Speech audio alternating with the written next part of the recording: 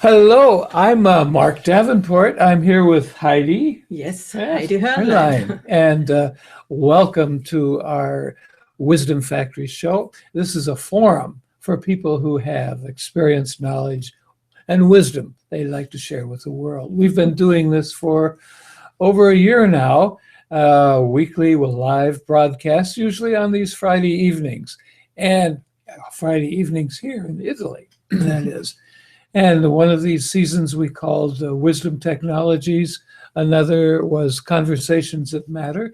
And we occasionally have community gatherings too. Actually, not occasionally. We will have one right after the show on Blab. And I will give you the link afterwards. Okay. We both are interested very much in raising consciousness and spread the wisdom of integral theory into the world. And we have invited guests to show how integral theory is used in practice. We're coaches and counselors, and we're presently working on relationships for the second half of life, which clearly includes us. Well, you know. And at the moment, our show is called Stop the Relationship. Grow your relations. And it's a series which is for 4 months.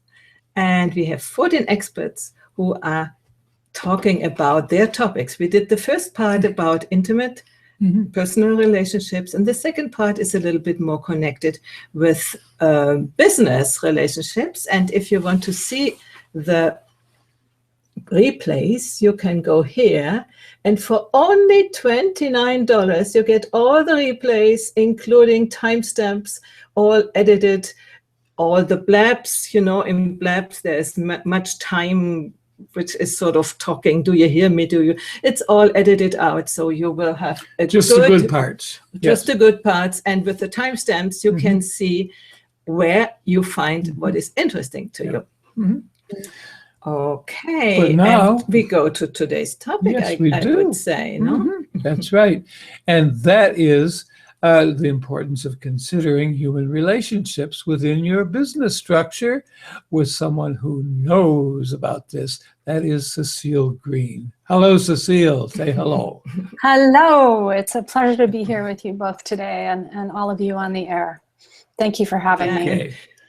Yeah. We had Cecile before, about a year ago, in a show, and I have posted the link to the YouTube replay in the Google Plus event page. And I will post it here later too. Sure. So would you like to introduce Yes, I'll say something about Cecile. She is a visionary, an entrepreneur, an experiential philosopher, and a farmer with a passion for assisting mission-driven organizations. As an integral scholar, practitioner, she holds a BS in community-supported agricultural systems, which I did not know was a discipline in itself, but evidently is. And she's participated in nearly a dozen organizational launches and built from the ground up 4 successful businesses. And as an innovator of Collab, C-O-L-L-A-B. And we will talk about that. Yes.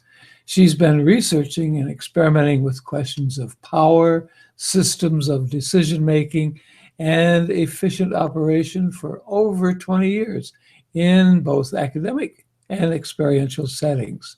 She provides Collab training to mission-driven organizations, including hospitals, colleges, small businesses, and nonprofits. And her book is Collaboration That Works, a ruthlessly practical handbook for a generative world. This sounds great. Yes. That was a mouthful to say. Yes. So, Cecile, would you first like to add something? Or correct something, you know. Yeah. Oh, thank you. Yeah, I would love to add that we also work with cooperatives, and we are a worker cooperative ourselves. One of the foundational pieces of healthy relationships is shared ownership of our work environments. And cooperatives have been a strong leader in this arena for hundreds of years, actually, have made some huge differences. And in fact, there's a noteworthy region in Italy, Emilia-Romagna, that has a lot of worker cooperatives, and it has a tremendous impact actually on the entire economy and well-being of the regions that have more worker cooperatives. So we support the development of those, and we are one ourselves. Yeah, we were traveling through Emilia-Romagna lately, about 6 weeks ago, and I remember seeing all the cooperative signs along the road. Yeah, it's a very, how do you say, diffused and very common way of doing here in Italy. Although in Italy, all these law things, you know, how do you say, the organization from the legal aspects of organizations, yes. It's not so easy. No. And probably it's easier in America. I hope so. Yeah, probably. So, probably, yeah. Yeah, I got to know Cecile when I was in the German integral community, and they all talked about Holacracy. This is a new organizational system, and you have to bring it up in your organization, and everything will be wonderful. And I connected with her to ask, is it really so? And she said, okay. She said, I have worked there, and I know it really from scratch, from the inside out, and I have developed something else which seems to me to be more complete, more integral, and more everything. And so I would like you to tell us a little bit what your experience was and how you then course corrected what you saw. Yeah, very good question. I discovered Holacracy in 2010 and immediately fell in love with it because it makes some really important distinctions possible in organizations. In particular, this role of governance, which helps us distribute power, and the differences between governance and operations being our daily details. And I was so passionate about it. I went and did the trainings and became a certified Holacracy instructor, and then went to work for Holacracy One for some time. And it wasn't until I was actually working in the organization itself that I realized that this distinction between the organization not being about the people had developed kind of a dark underbelly, and a place where tensions were essentially left to fester, and there was no way to bring them forward and address them so that the kind of the full organizational body could be effective and healthy. And on that basis, I realized that, well, relationships are critical to the functioning of an organization, and they're not essentially separate from it the way that Holacracy claims. They're integral to it.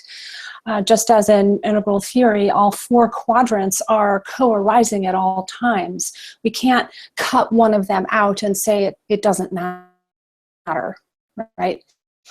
In this situation. So in response to that, I developed a set of practices for building the interpersonal relationships between people, and also a set of practices which help us address our own personal development in a supported and safe and private way as well, because likewise, we each show up in an organization as individuals, and what we're bringing with us or not makes a huge difference to the quality of organizational life and deliverables.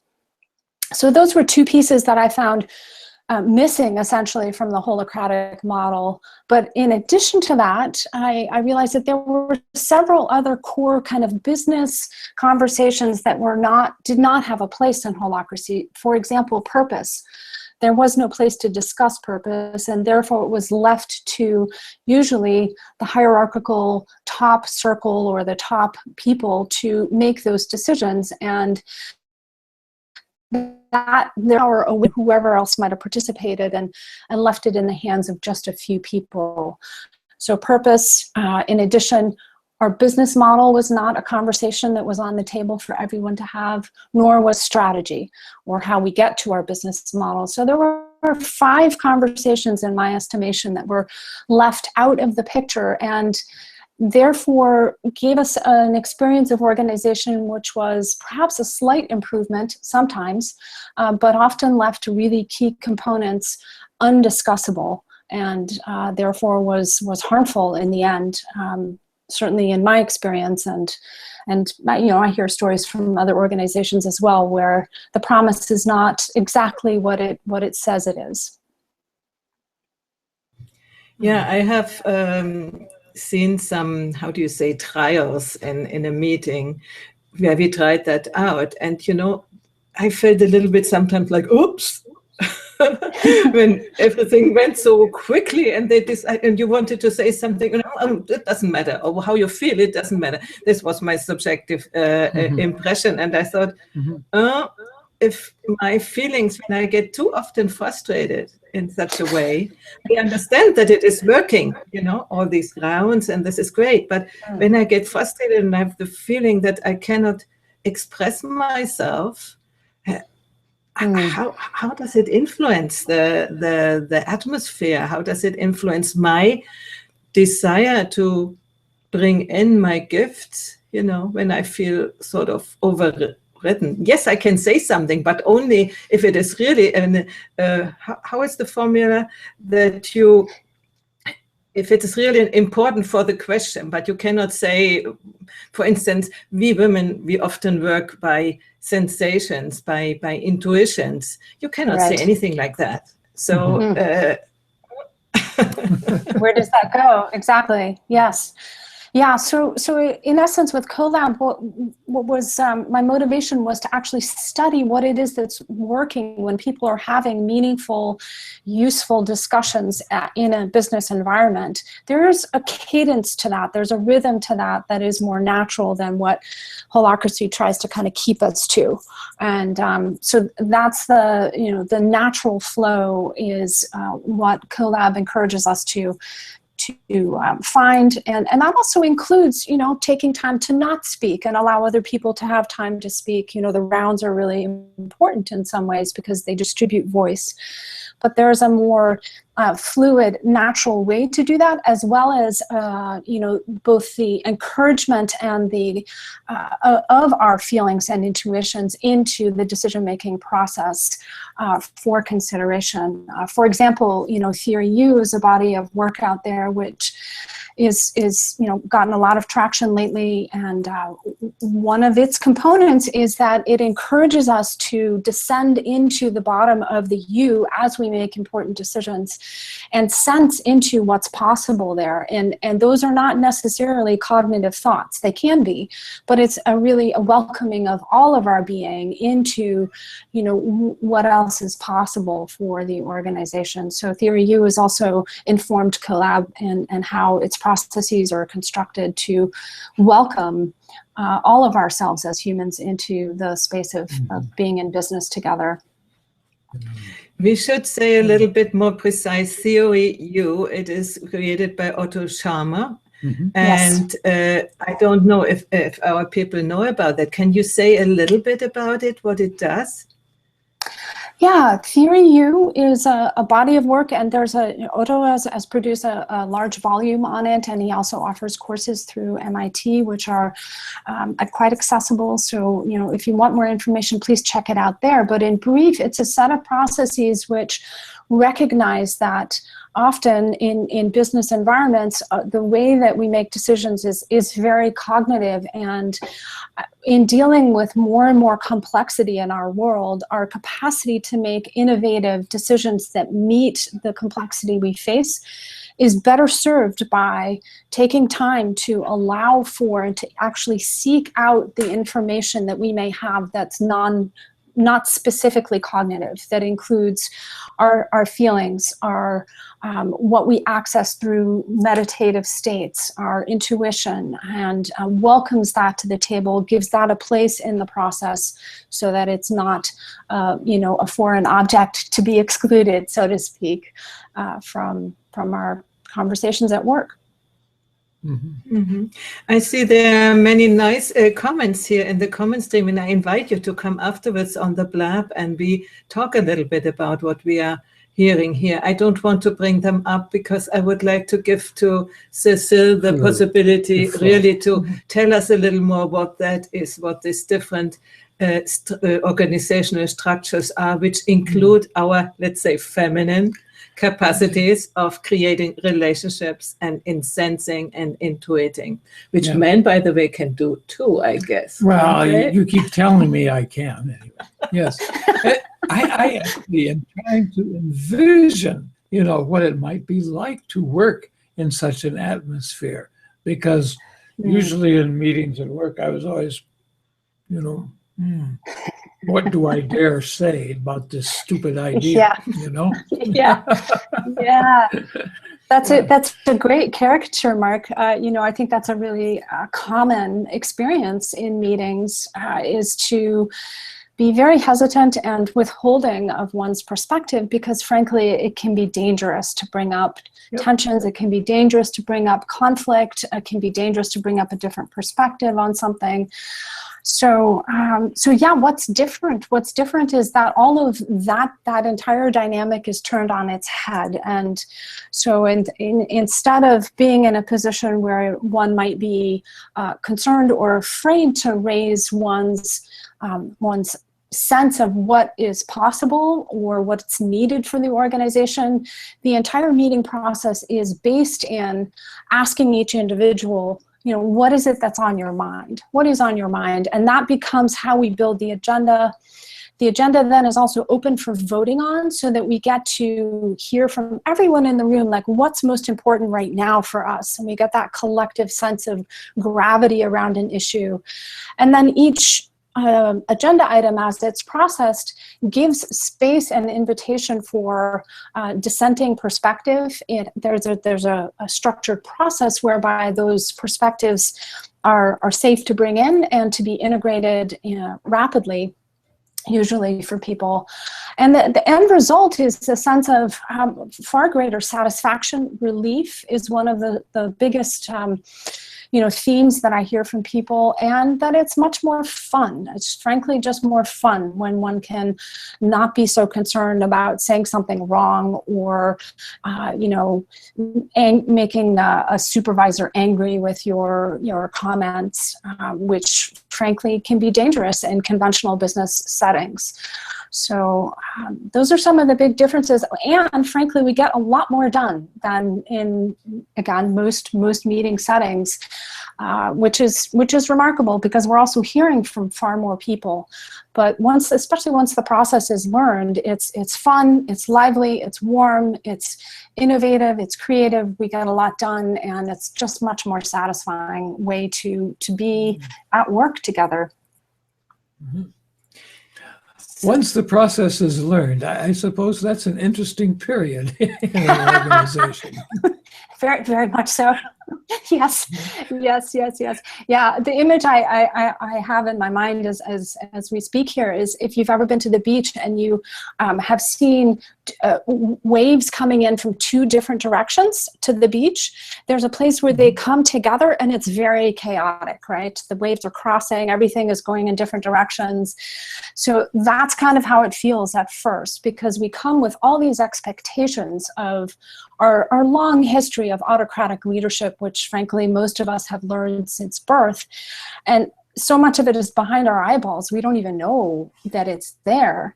But we're bringing that into a situation where we're being asked and invited into a way of participating that is transparent, collaborative, respectful, and there's this sense of, oh my gosh, I don't quite know where I'm going, or what's going to come after. Is this really safe or not? Maybe I better watch them do it. It's okay, and earlier, Heidi, there's this sense sometimes when we're asked to speak in rounds and to slow down and consider other people's voices, that it can be awkward too and restraining. And so it takes a little while to learn that you do have space, and you know, it's not as constraining as it feels at first. And so what I find is that every individual, frankly, has a different learning trajectory through the integration of the processes, and that some of it each person loves, and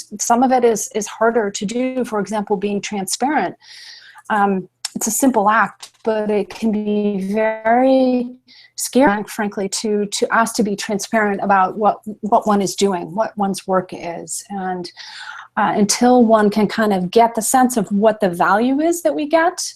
For example, if I'm transparent, everyone else is also transparent, and that much more information allows us to be in sync as a team, whereas prior I was in my little silo defending my little territory and angry at other people for perhaps not doing what I thought they should do.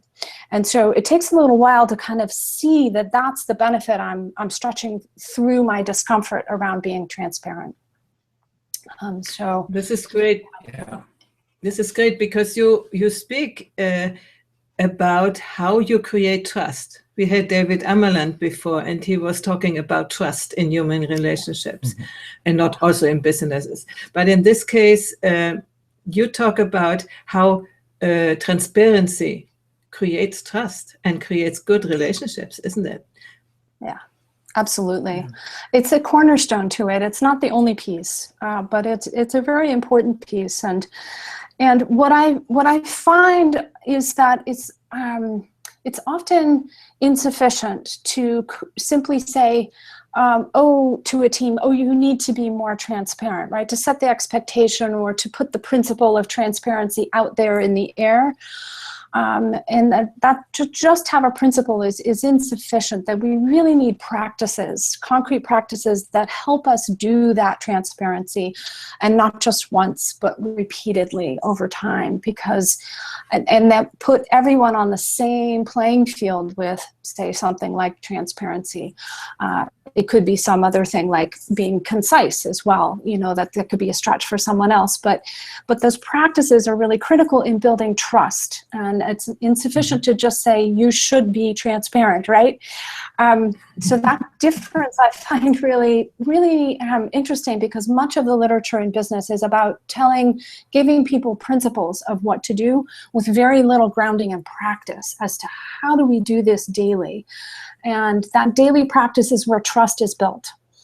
Trust is built over time through the repetition of trusted practices that do actually distribute power, that enable us to do so in a way that's fun, fair, efficient. So trust is critical, but it's, frankly, in my experience, it's something that has to be developed, and it's not something you can just tell people to do. Does that make sense? Yes, it does. And I'm thinking, do you have to have everybody in the organization on board in order for this to work? Or do some people just not get it, or they're not willing to make the changes that are necessary? I mean, some people do not want to be transparent, I'm quite sure. Yes. Yeah. I mean, if you really knew who I was, right. Et cetera. Yeah. Well, so how does it fit? How do these people fit? Yeah. Well, I think there's an important distinction I would like to make about transparency. So when I'm using that word here in a business context, I was particularly referring to being transparent, say, about the projects that I have on my plate. And not essentially saying, like, every individual has to be completely transparent about their previous trauma as a child, right? Those are two very different things, right? Oh, good. Yeah. Yeah, right? Phew. And the transparency about one's projects, because projects are a shared team object, that is something that the system will ask people to do. Transparency about your personal life, that's something that is your choice to make and your choice to disclose to whomever you want, including not at all at work, if that's what you want. So there is a firewall of a sense between the individual's personal private work and the business work, the projects, the strategy that we're building. So I think that distinction is important because there are obviously reasons where and why an individual would not be healthy or helpful for them to be transparent about their own personal interior dimensions. And that has to be their own choice. So with that said, yeah, go ahead. I'm asking myself if somebody is sort of grumpy about something which is going on and doesn't want to say it, and then you feel that it's something going on with these and they work less or worse or something. How do you handle a case like that? If it affects their work, you mean? If it affects their work, yeah. And also the community, because the energy is different, no? When there's somebody like, Yes. How is that working? That's such a great question. Several ways. One, the first place I would say is that the basic practice for a team is one where any individual can bring attention, something that's not working for them, or a great new idea they have to the table for the team at any time. And so depending upon what that person is grouchy about, perhaps it's the fact that the photocopier is always broken, there is no paper in it, and it never works when they need it to. That would be something I would encourage and coach that person, if I was coaching them, to bring to the team table for processing. And that might relieve their grouchiness. They might feel all of a sudden, oh my gosh, we have a way forward. That's exciting. I can breathe a little and be a little looser. On the other hand, if the grouchiness is coming from, say, some conflict they're having with a coworker around, say, each of them has different personality styles that they bring to the table, and they just don't get along very well, that type of tension is best processed using an interpersonal tension clearing process, which is emotional in nature and simply allows us to share why we're upset with the other person and be heard and received for that, and then also switch the tables so we hear from both people, and that emotional release allows, again, potential grumpiness to be moved forward. And then the third arena is our own personal development. The person may be grouchy because they have a bad diet. I don't know what that might be for them, but that's the type of conversation that individual could bring up in a private coaching circle, which is one way that we support personal development. And they could receive support from their colleagues around, wow, I know my diet's really bad and I would like to change that. So there's a multiple kind of arenas where the grouchiness can be handled with skill. And so it's right inside the business, and not you tell them, oh, you go to somebody there and they will fix it for you. So it is a topic inside. This is the new thing, I think. It is really amazing. Yeah, so, I mean, I would qualify. Sorry, go ahead, Heidi. No, go ahead, you. Yeah, I would just say that, again, every situation's a little different. So for some people, they may discover inside their coaching group that there is a topic they would seek outside personal support with, right? But the fact that we have a container, a safe private container within the organization for individuals to receive personal development support, that is new. That's not a common practice. And frankly, without a process that can hold it safely, it's not even necessarily advisable for conventional business environments to just jump into coaching, right, for individuals. It's insufficient, right? And it could even be dangerous and compromising. So there's some careful ways in which this has to go together to be safe and productive, generative for people. But yes, that one of the things about the personal development component inside a business is I spend most of my time in my life with my colleagues. They have so much knowledge of me and my strengths and my weaknesses, and it's a tremendous point of leverage, actually, for me to be able to grow more effectively as a person, to say, hey, Heidi, you've worked with me for 6 months now. What do you think I need to do to be a better person? Or what do you think my strengths are? Help me see myself. So that's a tremendous point of powerful, development for people to access their colleagues and the support that represents. This is great. So I'm curious now, who decides to, or newly created businesses decide to adopt your model, or who decides in an existing business to come to you, learn it, and implement it? Yeah, so good question. Honestly, it is typically the person, the executive director or the cooperative manager or the business owner or the CEO who has to make that decision. If we're in a conventional top-down organization, they currently hold the power, so they have to make the decision to take the risk and try something new. Yeah, and that works very well in most instances. Conversely, there are also horizontal organizations where no one is the decision maker, and that can be more tricky because then you actually have to get an entire body of who knows how many people to collectively agree to take on a practice when they lack the collective skills to be effective together. Does that make sense? So you've kind of got a chicken and an egg problem with a fully horizontal organization. And even there, it can work. What I find is that it's really helpful to frame this as an experiment and to say, look, we're going to try this for 3 months. At the end of that time, we will revisit this and decide what we want to do with it, so that people don't feel hijacked, or that their voice is not included in this very critical decision of how are we going to work together? How are we going to operate together? Is the legal structure of the organization ever altered, or should I say threatened, by such an organization? I'm thinking somebody has to be on paper responsible for what happens here. Yes, yeah. That's such a great question, Mark. Thank you. In my experience, most of the organizations I work with are not asking questions about their legal structure, and nor has any change been precipitated unless there was a desire to do so. So let me give you an example. I also provide services to organizations that want to convert their ownership structure from sole ownership to collective ownership, collaborative ownership.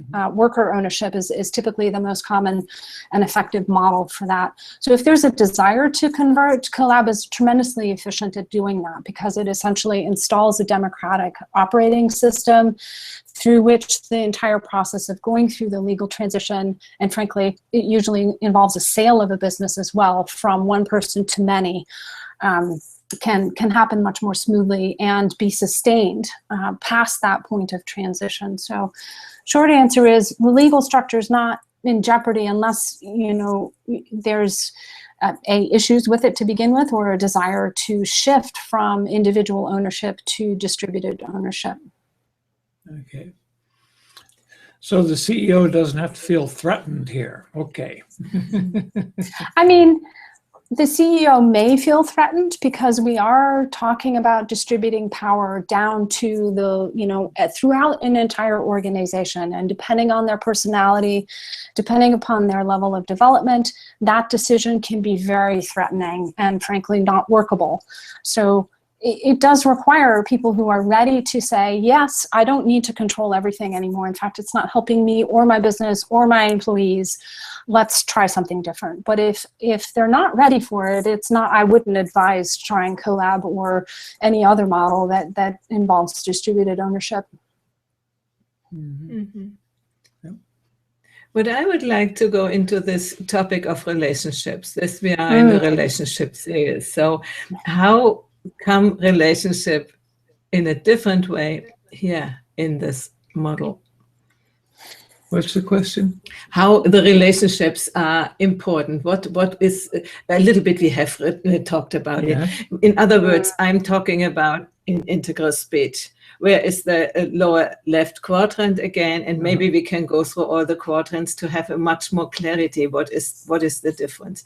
Okay. As far as I know, normally in organizations, they are the right hand quadrants, very strong, and the left-hand quadrant sort of. So.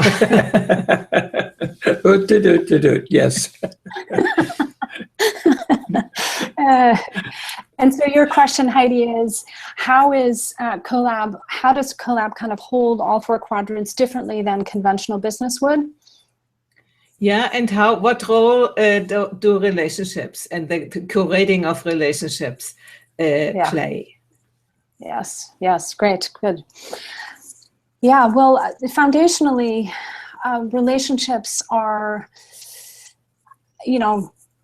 the juice upon which an organization is run. And so if you look at the quadrants, they're a full half of our experience, right? The upper quadrants and the lower quadrants, upper being my own interior experience, and the lower quadrants being our collective or interpersonal experience of our life in organization.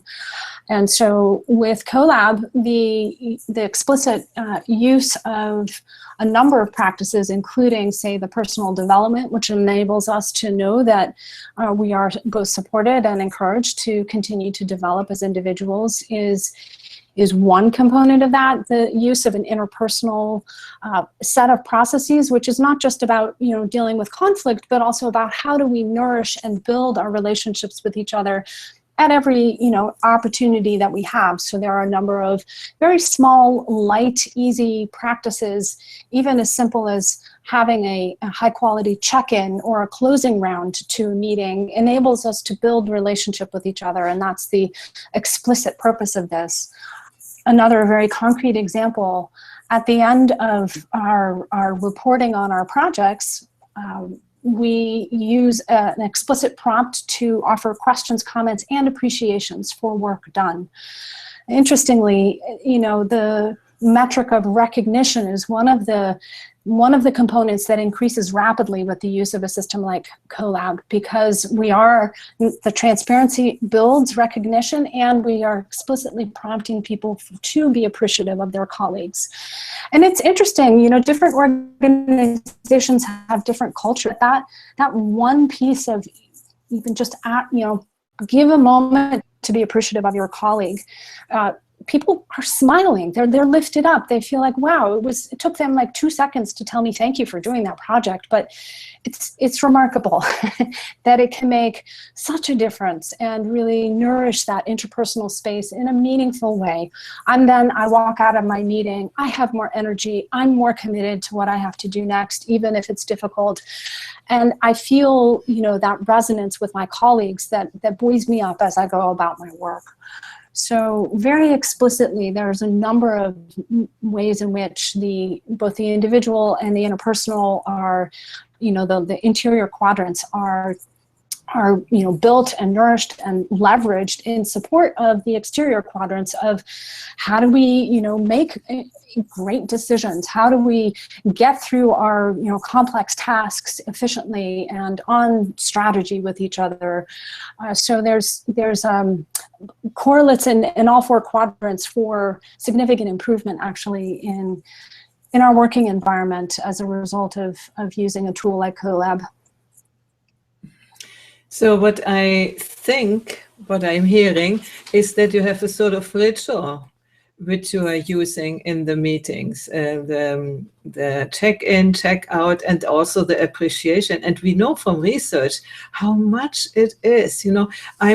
As a German, I expect everything to be done well, and I never say maybe thank you, but not hardly ever actually.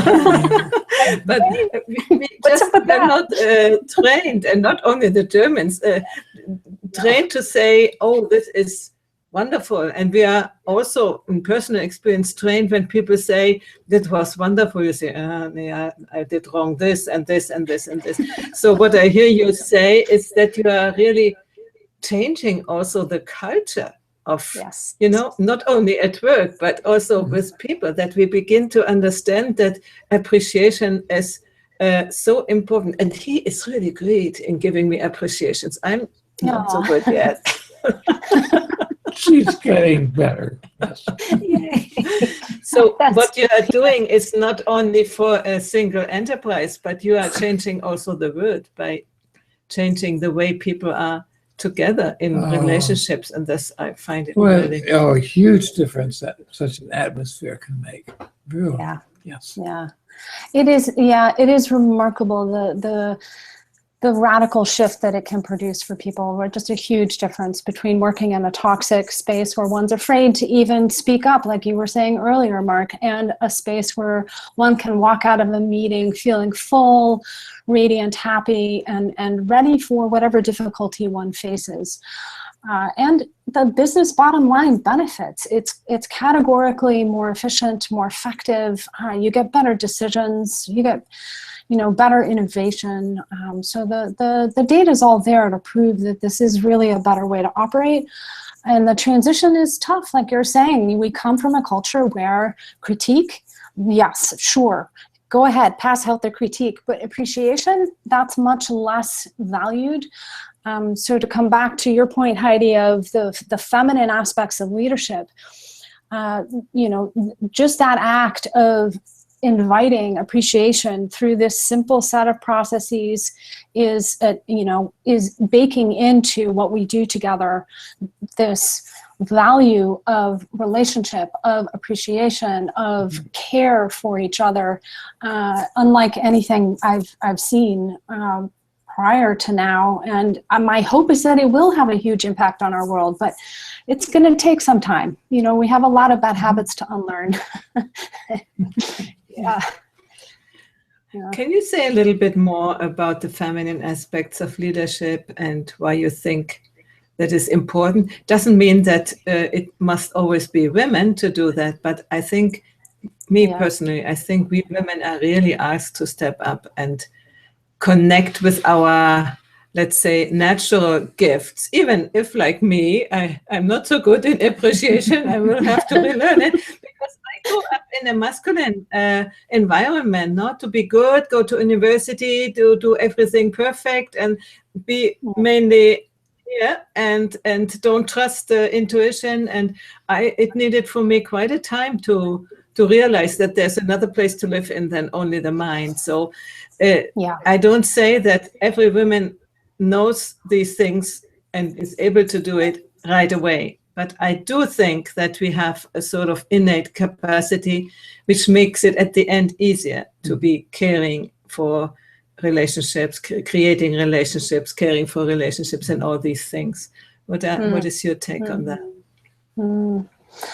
Yeah, I agree with you in many ways, that, and how I would articulate it is that it is, that we have both masculine and feminine capacities in ourselves. So both agency and communion.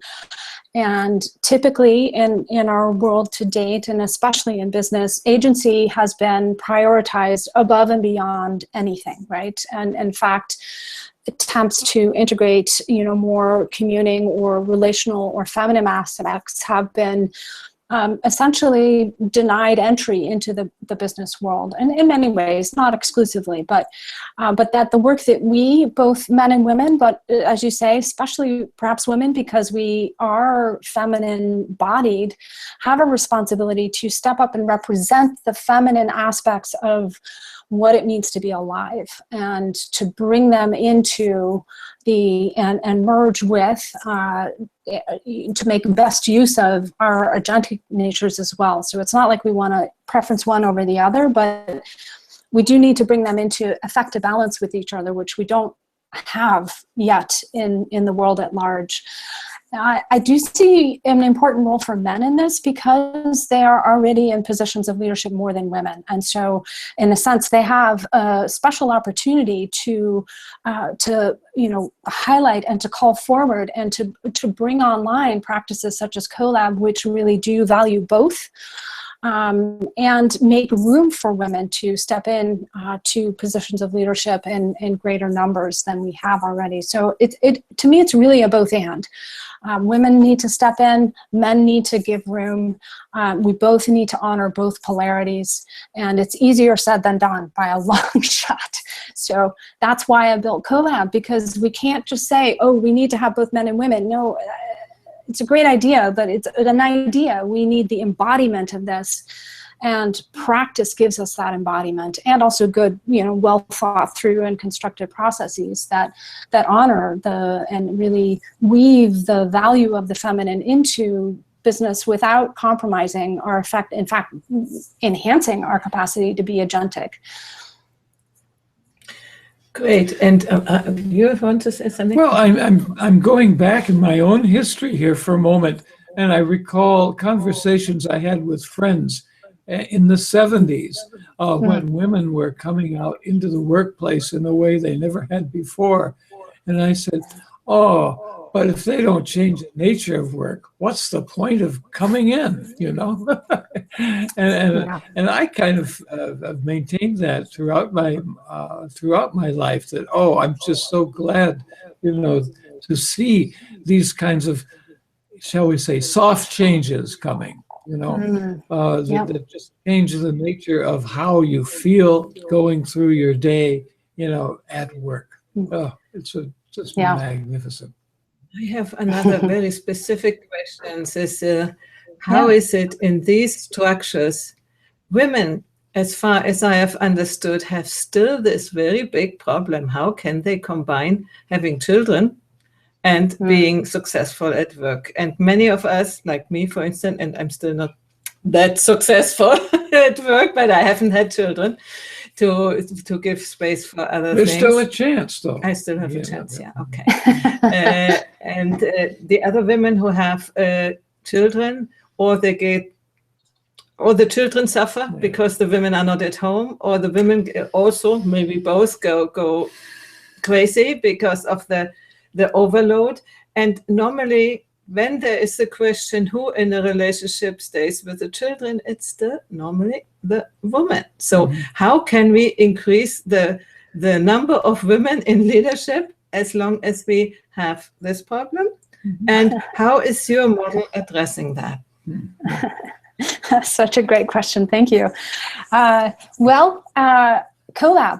Collab is powerfully effective at home. And so I find within Collab, one of the big things that changes is that we can articulate for our home, let's say in this instance, or business.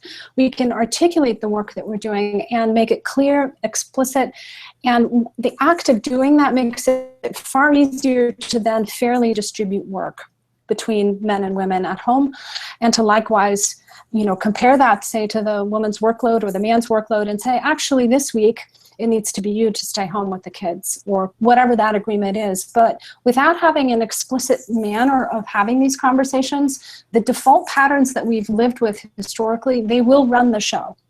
I'm convinced of that. And there's tons of evidence, even, hearkening back to your comments, Mark, about the 70s, women have been entering the workforce since then, but we are still hugely stuck in old patterns. And so it takes more than just, telling or letting women go to work to make these changes. We really have to have a system that, makes that the case through how we communicate, how we distribute power, how we make decisions, who does what work, and being able to clearly articulate even just things like what my role is at home and, who's going to do what.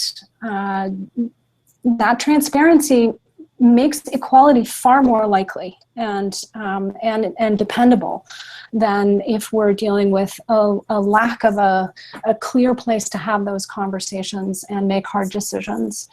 So I see that in action with individuals who are choosing to use Collab both at home and in the workplace, that this question of work-life balance becomes a question both parties have, and not just the women who are struggling with carrying way too much at home, and also then trying to make this crazy life at work. So that's my simple answer. It does require application to make it come into practice, into being. Yeah, and I like what you addressed. You said the old structures, also the 70s were there. They are still in place, and I want to stress the old internal structures. We women for thousands of years had played a role of being under the man, and we are still struggling with getting a self-understanding of of being autonomous people who can have their, let's say, autonomous life and have a right to do that. And, you know, some women go out and do it like this, but they do sort of the opposite. And it's not really... It's a rebellion. It's a rebellion, and they are still connected with this same very principles. And I find it, this was for me, and it still is, I guess, a very important question. How do I change my inner conditioning, and which is not only my personal conditioning, but which is the collective conditioning of how women are. I see it, you know, whenever we have a party, and everybody helps. Who is stepping up? Normally, when there are 20 people, half men, half women, there are 5 women in the kitchen, and maybe 1 man sometimes. So, you know, we are still... But it's also our responsibility, because we do it. We just sort of naturally do it. And when men come, I see it with him, he's so slow. And then I always have the tendency to do it myself, because I'm impatient, because the men don't do it as we want it. And so just to say that we don't need to blame the men. Sometimes, yes, sure. But we often have ourselves the responsibility that these old structures keep in place in the personal relationships, and probably also in the work relationship. I mean, if the secretary is still going on high heels and doing this with her boss, I mean, you know, what do you want? You got it. Well, you're very well put. You know, these, I call these our unconscious or maybe semi-conscious, you know, patterns that we're living by, and they're wired into us. They're difficult to change, and they take time. They take time, and most importantly, a clear set of practices so that we can concretely take little baby steps over and over and over again in a new direction. And that is making change far more dependable and likely in the you know, in healthier directions than without that, again, what may be sometimes awkward to learn at first, but these concrete structures that distribute power, that ask clear questions of a woman, say, hey, well, what do you really want to become? And being in a personal development circle with other people, you get that support to concretely make the changes that you want to make and be accountable to those. When we're trying to make changes on our own, it's like 100 times harder than if we have a group of people who are holding us. And, you know, back to that party example, Heidi, you know, let's say you all had a conscious conversation about, well, who's going to do the dishes and who's going to sit in the living room? Well, guess what? Chances are it would be far more equal in gender, you know, balance than if you don't have that conversation, right? But it's awkward to have that conversation. It's hard to have that conversation. And that's the place to start, is by setting up groups where the consensus can be, we're going to use a new set of practices here. We're going to try something different. And that sets us up to have a different kind of party. Whereas before, it's almost impossible to overcome this conditioning. Yeah, and what you're saying, it is not only that we have to talk about it, but also the way how we talk about it. When I say, oh, again, the dishes are not done, you know, right? Who is it for to do it? Yeah, right? I do the dishes, I take out the trash, I clean up after the animals. And you could do it much better, no? All the outgo. She does the income, I do the outgo stuff. No, for to say, we really need also to learn to observe our ways of communication. Yeah. And I'm really talking to myself too, and being aware when we are doing it not very well and trying to reset it and say, I didn't want to say it in this way. Yeah, exactly. I would like to say it in a different way. And this, I think this is maybe the most difficult step to really get aware of these things. Yeah. But we are going to the end, and we want to give you still the opportunity to talk about the trainings you're doing and where people can find you. And Oh, you know, thank you. maybe there will be a collab training in Italy, in Paradiso Integrale. Who knows? My goodness. Oh, I love that idea. So I will follow up with you guys about that. And yeah, if you're curious about Collab and want to learn more about the work that we do, www.roundskysolutions.com. That's a good place to go for both general information, some resources that are free, and we also offer a collaborative leadership certification program, which is available to individuals from all over the world and all different kinds of organizations to come together and learn Collab in an intensive setting through practice. So we're both teaching the cognitive pieces, the the practice components with our conversations, and also a really key piece of our somatic presence as we learn to lead in a new way. Our bodies are ground of change, and that is also integrated into new forms of leadership as to how do we leverage our, all of the lines of development essentially in becoming the kinds of leaders that we want to be, as well as learning these key tools that are for groups and how do we transform groups at a time, because that to me is the cutting edge. We haven't really mastered how to change our culture as a group, and that's the potential that this type of training enables is our capacity to change groups as a whole. So yeah, check out our website. Would love to hear from you.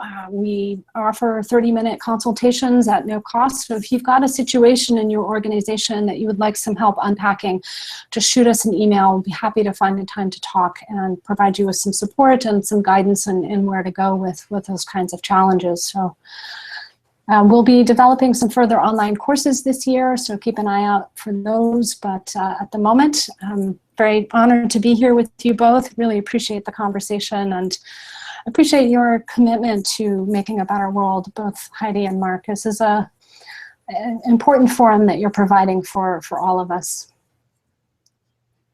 Thank you for the appreciation. Exactly. Part of the practice. We've got to say how much we prefer. Yes, we do. Yeah. Quite a bit. You first. No, I said it too before in the green room, how much I appreciate that Cecile, being a woman, creating these things and going into the area of which was so far a masculine domain. And, I think you told me sometime that it is not so easy to be recognized as a woman doing this sort of work. I want to say, there's Daniel, I want to read this. Okay. I think it is a wonderful comment to close. He says, let masculine celebrate masculine and feminine celebrates feminine, and only then celebrate each other. I think there is some truth in it, that we expect from the other, from we, from you from us, instead of becoming truly what we are, and not only masculine, feminine, the whole person, This is wonderful. Thank you, Daniel, and thank you, everybody. There's also Peter, and there's Hans, and there was Margarita, and let me see who else showed up. Marilinda. There were more people than showed up in the comments, and I thank you very much that you have watched. And I invite you to come over into the Blab, and you find the Blab when you go to this blab.m/Traviata 56. If you don't know what Traviata is, this is a heroine of an opera of Verdi, and this was my greatest desire to once sing the whole opera on stage. I sang the arias and the pieces, but never the whole personality on stage, because I don't know if you know, but I have studied Italian opera when I came to Italy 30 years ago. Sometimes she acts it out, the whole thing here at home. Anyway, we enjoy if you come over to see us, and we will talk about this, what we heard. I think it is so important to bring it into the world, these new ideas of how we can collaborate in our families and in our enterprises. Even if we are a solopreneur, we can learn about it. So Cecile, thank you very much. And really appreciate it. I hope that everything goes well. This is the you will attract a whole lot of people who want to learn that and bring it out into the world. And bring them here. Also, Yes. and to create Yes, a better indeed. world. Yes. Good. All right. Okay, everybody, see you in Lovely. 15 minutes Thank you. over in Blab. Over in Blab. Okay. Okay. Bye-bye.